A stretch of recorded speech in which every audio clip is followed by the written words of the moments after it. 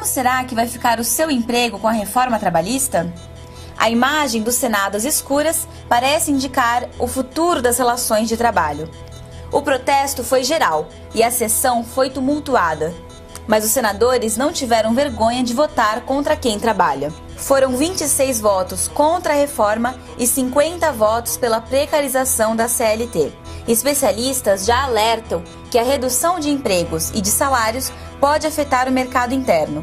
Com menos dinheiro em circulação, menos compras, menor atividade industrial. Veja o que diz Jorge Bolsinhas, professor da GV e nosso entrevistado de hoje. Lei ou mudança legislativa resolver esse problema de desemprego, não existiria desemprego no mundo. Porque levando em consideração que a maior parte dos consumidores no Brasil são trabalhadores e você precisa de consumo para ter produção, se você empobrece os trabalhadores, que são uma gama significativa de consumidores, você acaba afetando indiretamente o consumo e afetando a produção.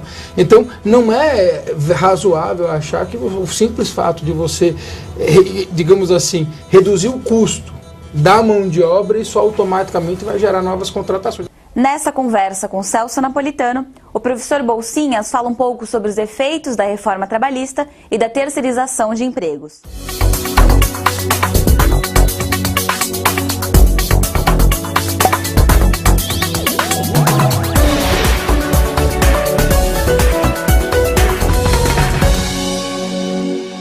Olá, esse é mais um Sala de Professores, que é o programa da FEPESP. Hoje nós temos o grande prazer e a honra de receber o Dr. Jorge Cavalcante Bolsinhas. Dr. Bolsinhas é mestre e doutor em Direito do Trabalho pela USP e é professor de Direito do Trabalho na Escola de Administração de Empresas de São Paulo, a EASP, da Fundação Getúlio Vargas. Neste ano, Dr. Bolsinhas tornou-se um imortal. Ele foi eleito para a Academia Brasileira do Direito do Trabalho. Tudo bem, Bolsinhas? Tudo bem, Celso. Obrigado pelo convite. É uma honra estar aqui, poder conversar um pouco com você, com todos que nos assistam, sobre esse tema tão relevante que é o direito do trabalho, em particular, e tão atual nessa discussão sobre terceirização, né, que foi o tema proposto. Sim. Então, Bolsinhas, colega lá, nosso colega lá da escola, da EASP.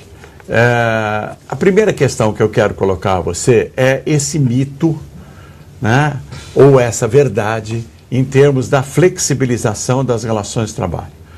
Então, desde da posse do Temer, vem se dizendo a respeito da flexibilização das relações de trabalho. Esse tema ganhou corpo com a crise econômica, com o número de desempregados, etc. E agora o que parece é que se liberarem todas as legislações, todas as leis, etc., a crise vai acabar e o emprego aparece de uma hora para outra. Qual é a sua consideração sobre isso? O que você acha disso? Vou começar com uma reflexão talvez um pouco mais longa no início, mas eu acho que a pergunta carece dessa explicação. Na verdade, essas discussões de flexibilização, desregulamentação, elas vão e vêm, né? E o direito do trabalho, o aumento as discussões sobre o direito do trabalho, elas oscilam muito de acordo com a economia. Quando você tem um momento de prosperidade econômica, como nós vivemos assim nos anos 2000, você vê uma certa progressão em termos de conquistas sociais para os trabalhadores. Foi o que aconteceu, por exemplo, com o aviso prévio proporcional ao tempo de serviço. E nós conseguimos, num cenário econômico favorável, depois de 22 anos de promessa constitucional, aprovar a regulamentação do aviso prévio proporcional ao tempo de serviço. Se você faz uma análise mais detalhada na jurisprudência do Tribunal Superior do Trabalho daquele período, digamos, de prosperidade econômica, de grande crescimento econômico, você vai perceber que também houve um aumento do garantismo, um aumento da proteção ao trabalhador durante todo aquele período, e outras leis esparsas, como a lei do motorista profissional e outras regulamentações que eram necessárias, mas que efetivamente não aconteciam, né? A modificação sutil ali na CLT para tratar do teletrabalho, enfim, isso tudo foi possibilitado com um momento para uma economia aquecida, digamos assim. Agora, sempre que a economia dá uma guinada, como aconteceu na década perdida dos anos 80 e muito nos anos 90, você percebe um movimento contrário, que são o discurso de flexibilização, de desregulamentação, de redução, de direito do trabalho mínimo, de redução da proteção ao trabalhador, como forma de estimular a atividade empresarial.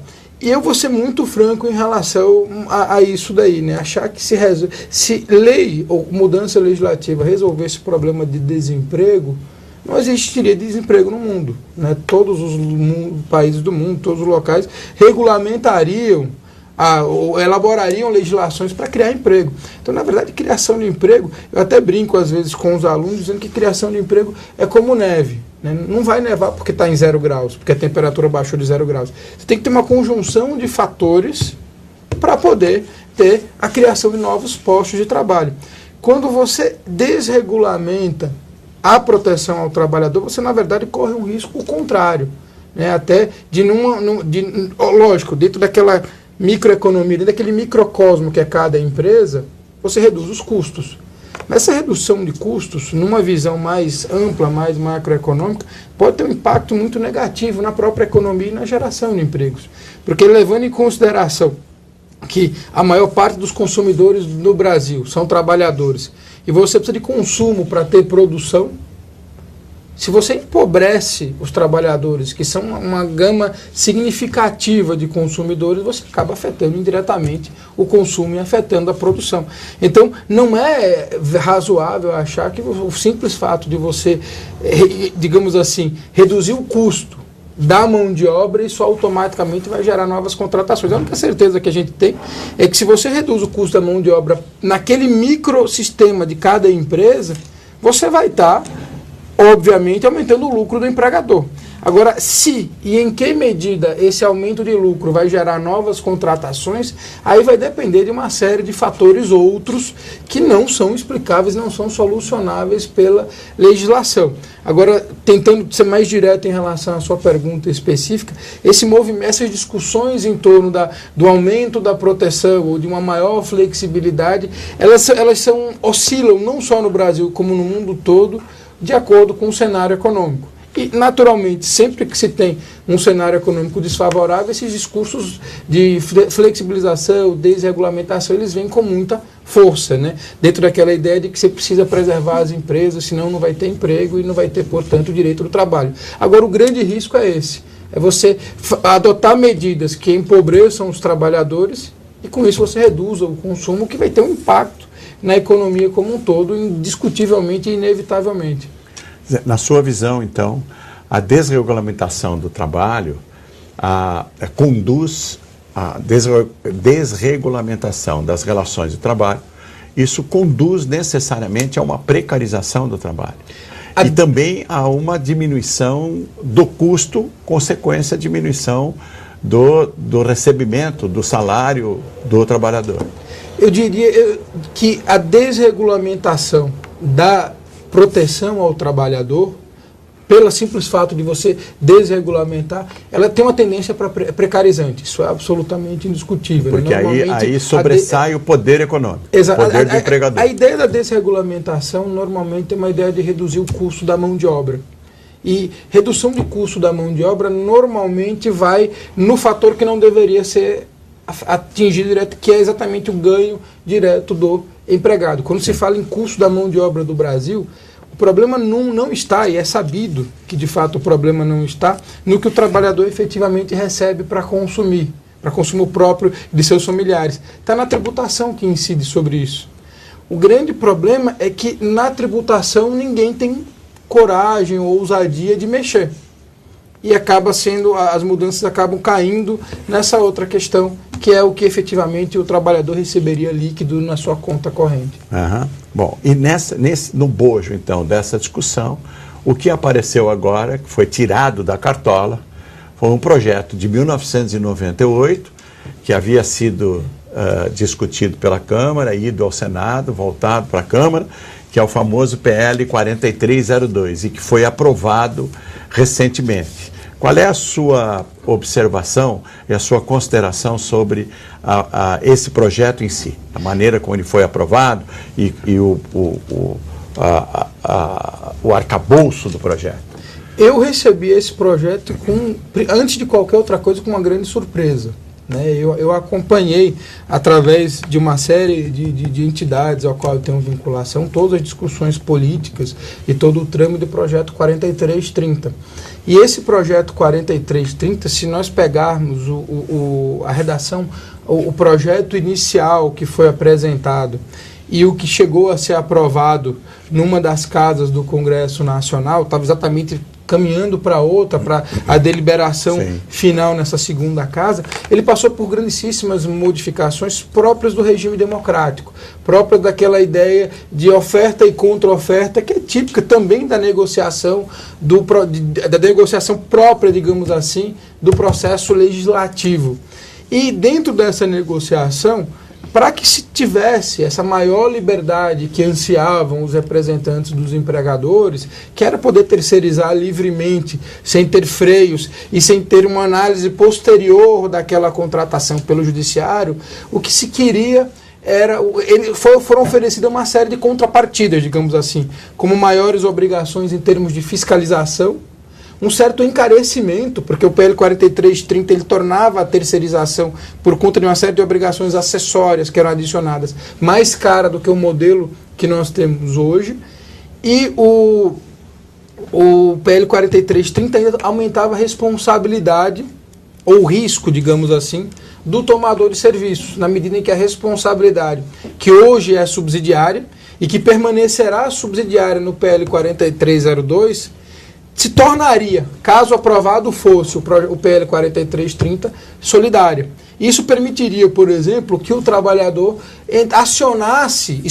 optasse por acionar a empresa tomadora de serviço, melhor, mais saudável, digamos assim, financeiramente, do que a sua verdadeira empregadora, a prestadora de serviços. Então, assim, esse projeto ele passou por uma série de deliberações políticas, de ofertas e contra-ofertas, e todos aguardavam, de negociações políticas, e todos aguardavam que ele fosse submetido à votação.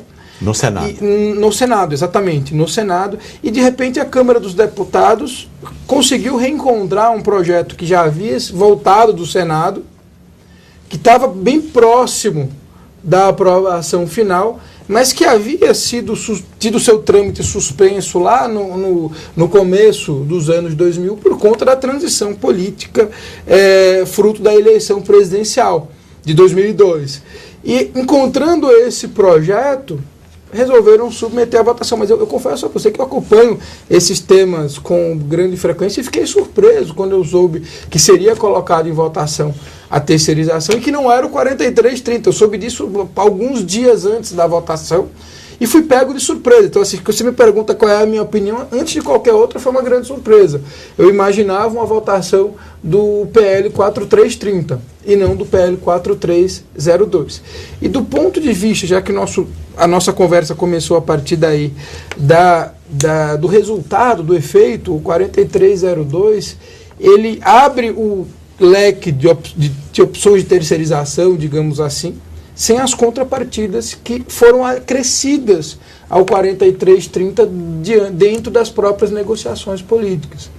Então, assim, ele é, sob essa perspectiva, pior do que o 4330, que nós esperávamos que fosse submetido, nós acadêmicos, esperávamos que fossem submetidos à votação agora no início de 2017. Pois bem, só para a gente esclarecer, para quem ainda é um pouco neófito nesse assunto, o que aconteceu foi o seguinte: havia um projeto de terceirização enviado pelo governo Fernando Henrique Cardoso, aliás, é um projeto do Executivo, de 1998, foi enviado então pelo presidente Fernando Henrique Cardoso para a Câmara dos Deputados, em 1998. Esse projeto foi analisado pela Câmara dos Deputados, passou pela Câmara, foi votado e foi ao Senado. No Senado ele também foi emendado. E na nossa legislação é a seguinte: uma casa onde inicia a tramitação do projeto é chamada de casa de origem. Exato. A outra é chamada de casa revisora. Então, como ele começou pela Câmara dos Deputados, ele foi ao Senado, a casa revisora, ele foi emendado e voltou à Câmara dos Deputados. Nessas condições, os deputados deveriam optar ou pelo projeto conforme saiu do Senado, ou pelo projeto original, da casa original, que é a Câmara dos Deputados. E ele ficou lá na Câmara dos Deputados para ser votado na votação final desde 2002, quando ele voltou do Senado. Em 2003, o presidente Lula assumiu, foi eleito em 2002, assumiu em 2003, e uma das primeiras iniciativas dele foi mandar uma mensagem ao Congresso para retirar o projeto de votação, porque é um projeto do Executivo, o Executivo tem o poder de retirar. Pois bem, essa mensagem presidencial nunca foi votada.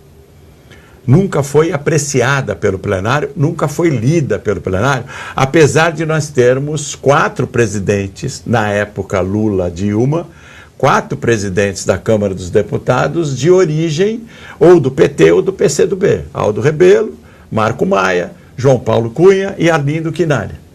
Nenhum desses leu essa mensagem presidencial, portanto ele ficou lá dormindo. Enquanto isso, o relator do então projeto 4302, que é o deputado Sandro Mabel, preparou um outro projeto de terceirização, e aí que o Bolsinha se refere, que é o 4330. Esse projeto, como ele disse, foi discutido, negociado, avançado, etc., passou pela Câmara, foi ao Senado, está aguardando, e ficou lá aguardando um parecer do relator no Senado, que é o senador Paulo Paim. Bom, por isso que no começo disse que tirou da cartola. O deputado Rodrigo Maia, que é o então presidente da Câmara dos Deputados, descobriu que havia um processo dormitando lá na Câmara, puxou, colocou em votação e ele foi aprovado. Agora, o que se diz, doutor Bocinhas, é que esse projeto não transmite assim, esse projeto que agora foi transformado em lei e que aguarda a sanção do presidente da República, ele não transmite muita segurança jurídica. Já houve, inclusive, uma manifestação do Ministério Público do Trabalho e uma manifestação dos juízes do trabalho pela ANAMATRA, que é a Associação dos Magistrados do Trabalho. Qual é a sua observação sobre isso? Qual é a sua opinião? Realmente ele provoca uma determinada insegurança jurídica por abrir indiscriminadamente a terceirização? Depende. Depende. Depende do ponto de vista. Sim. Assim, do ponto de vista das entidades patronais e dos empregadores, considera-se que há uma maior segurança jurídica, porque agora não há mais aquela análise a posteriori de se a terceirização era ou não era lícita. Afinal de contas, já aquela separação e aquele critério entre o que é atividade meio e o que é atividade fim deixa de existir, perde a sua razão de ser, e a partir disso, qualquer coisa que você queira terceirizar, você terceiriza sem o risco de uma discussão a posterior da validade da terceirização. Você pode discutir se vai pagar ou não vai pagar esse crédito, se há ou não há a questão da própria amplitude da responsabilidade subsidiária, mas você não vai mais discutir se aquela terceirização ela era viável, se ela era possível juridicamente ou se ela não era possível.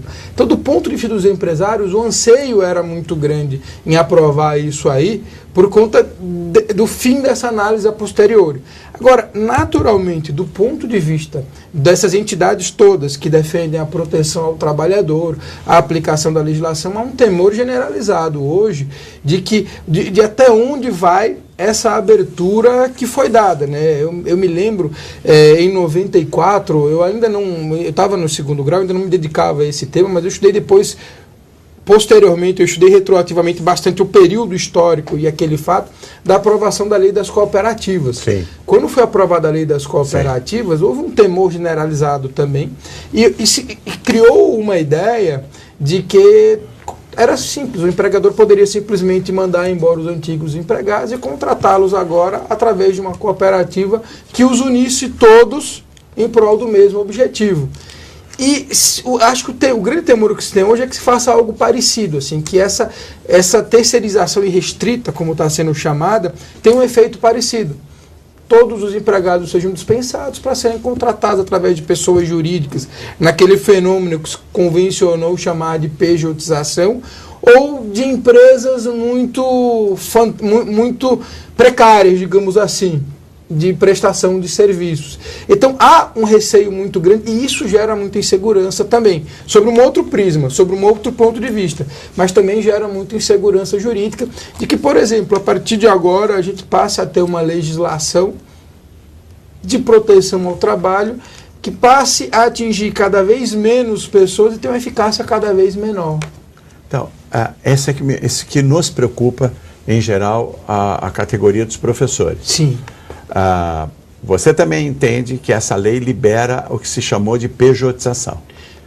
Quer dizer, há possibilidade de eu me transformar numa pessoa jurídica e esta pessoa jurídica composta por mim mesmo, né? Por mim mesmo, no vulgo a gente fala pormigo, né? Por mim mesmo ou talvez por um colega meu, nós aluguemos o nosso serviço a uma escola, sem a necessidade dessa escola cumprir, por exemplo, a Convenção Coletiva de Trabalho. Me contrata como uma pessoa jurídica e eu presto serviço como uma pessoa jurídica através de nota fiscal. Essa Lei 4302, sancionada da maneira como ela foi aprovada, ela permitiria esse tipo de relação trabalhista? Eu entendo que não. Assim, a minha análise jurídica é de que não, mas eu tenho muito receio, assim como essas entidades que se manifestaram já e que você citou agora há pouco, também temem de que essa seja uma interpretação plausível. Eu entendo que não. Eu Sim. entendo que assim, a legitimação da terceirização é terceirização efetivamente válida. A transferência é uma escolha do que será feito pelo próprio, digamos assim, diretamente pela empresa, e o que ele vai transferir para uma outra empresa, para que uma outra empresa o faça. Naturalmente, para esse contrato ser válido, é necessário que exista efetivamente uma prestação de serviço entre duas empresas jurídicas em condições de igualdade. Se você verificar uma situação em que estão presentes os 5 elementos da relação de emprego, ele vai continuar sendo empregado. Não importa se queiram chamar o contrato agora de terceirização. Até porque tem um princípio elementar, né, do direito do trabalho chamado princípio da primazia da realidade, que diz que para a relação de emprego o que é fundamental é a análise efetiva e casuística dos 5 elementos da relação de emprego e não o nome do contrato que se dá. Então você chamar de terceirização de pessoa jurídica, mas de uma pessoa jurídica de dois sócios, né? Um professor e a sua mãe, digamos assim, para prestar serviços para uma entidade de fins educacionais com não eventualidade, pessoalidade, onerosidade, alteridade e subordinação. Isso é uma relação de emprego. Né? A lei não vai mudar isso. Foi o mesmo discurso e a mesma problemática que houve na época das cooperativas. Sim. Teve gente que interpretou a lei das cooperativas como um salvo-conduto para você cooperativar todo e qualquer profissional. E depois o Judiciário Trabalhista e o Ministério Público do Trabalho e as entidades diversas de defesa dos trabalhadores, patronais e proletárias, e de empregados, as duas, perceberam que isso não mudava a relação de emprego. Né? Assim, uma coisa, aquela lei é válida para cooperativa. Para quem é empregado travestido, desculpe a expressão, mas eu acho que ela denota bem o que eu quero dizer. Para quem é empregado travestido de cooperativa, continua valendo a CLT. E a mesma coisa vai valer agora. Para quem foi empregado travestido de prestador de serviços por meio de uma pessoa jurídica, vai continuar valendo a CLT. A lei, ao permitir terceirização, o que ela acaba fazendo, e aí eu acho que merece uma grande reflexão dos próprios empresários que cogitam terceirizar sobre a quem ela beneficia. O que ela permite é que o dono de uma empresa, numa contingência de maior demanda ou para reduzir custos, que talvez seja o mais provável, ele resolva terceirizar o chamado core business da própria empresa. Terceirizar a sua atividade principal. Para um médio empresário, para um pequeno empresário, isso pode ser o suicídio da sua atividade econômica. Porque na hora que o seu cliente perceber que a atividade é feita por um outro e não por ele, e que ele está sendo só um atravessador, ele procura esse outro, oferece um pouco menos do que o que paga atualmente e mais do que o que ele recebe. E os dois contratam entre si, e esse que era um atravessador, entre aspas, vai perder o próprio negócio. Agora, isso vale para as empresas de pequeno porte e para as empresas de médio porte. O problema são os grandes conglomerados que vendem a imagem e não o produto. Por exemplo, essas grandes marcas de calçados esportivos, que a pessoa paga, que a maioria dos consumidores paga a marca e não o produto em si, esses vão terceirizar tudo.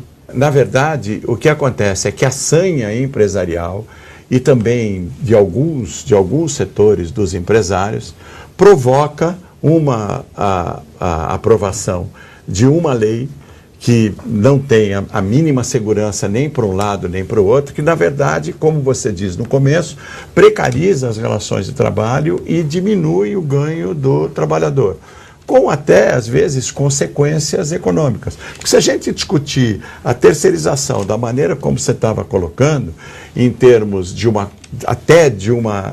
um gerenciamento melhor da empresa, ela provoca um custo, ou ela produz um custo que é praticamente igual eu ter um empregado. Acontece só que você vai gerenciar melhor o seu negócio e a sua empresa. Da maneira como está sendo colocado, a terceirização significa simplesmente reduzir custo e penalizar uma das categorias.